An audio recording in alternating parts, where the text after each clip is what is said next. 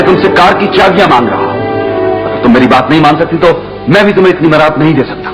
आप समझते मैं आपकी कार की भूखी हूँ? ये लें डैडी।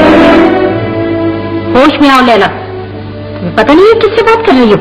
होश में आ गई। मेरी उम्र पे ना जाए मम्मी, मुझे बड़ा एक्सपीरियंस हो गया इस घर में रहकर। मैंने तुम्हारे लिए क्या नहीं किया बताओ। आप जैसे तरक्की के दिलदादा औलाद के लिए कुछ नहीं कर सकते। आप जैसे वालिदैन ने हमारी जनरेशन को दिया क्या है जो आप धौंस देते हैं हमें? क्या दिया है आपने हमें? एंग्लो पाकिस्तान सोच, इंग्लिश मीडियम स्कूल, हिपोक्रेसी। जाए डैडी। मैंने तुम्हें नाज़ो नेम से पाला है, आला तालीम दिलवाई। आला लेकिन कॉन्ट्रोडिक्टरी।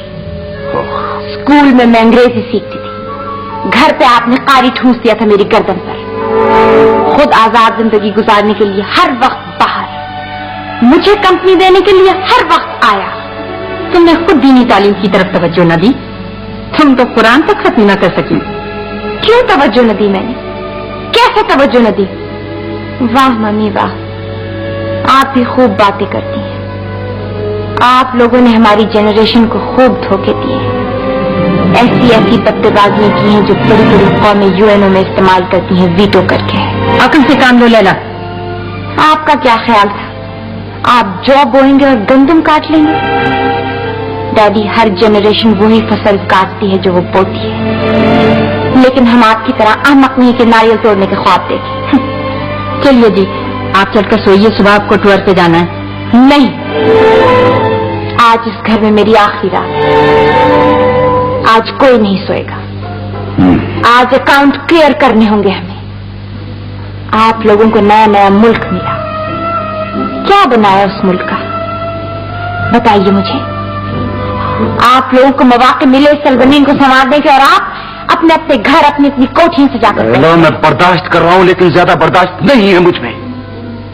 शुरू में जब आप मुझे यासीन के साथ ड्राइव पर भेजा करते थे तो मैं समझती थी ये मम्मी डैडी की मोहब्बत है। और जब वापसी पर आप दोनों किसी फंक्शन पर जा चुके होते तो मैं सोचती रहती थी कि ये क्या हुआ। टीवी के आगे अकेले बैठना, आया के साथ कौन खाने जाना, बाबरदी मुलाजमों के साथ जू देखना, उनके साथ खेल तमाशों पर जाना। कहाँ थे आप दोनों? औलाद तो माँ बाप से मोहब्बत चाहती है, डैडी सिर्फ मोहब्बत। अपनी गोद से निकालकर आपने हमें खुद हरीस बनाया।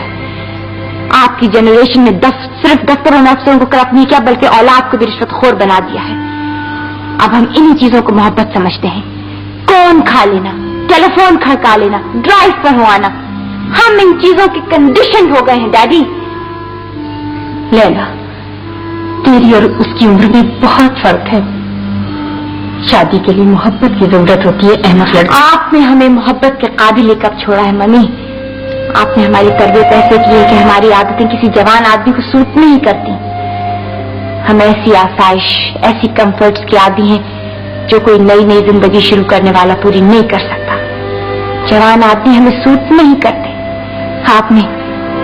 आप जैसे माँ बाप ने हमें फित्री मोहब्बत के काबिल ही कब छोड़ा।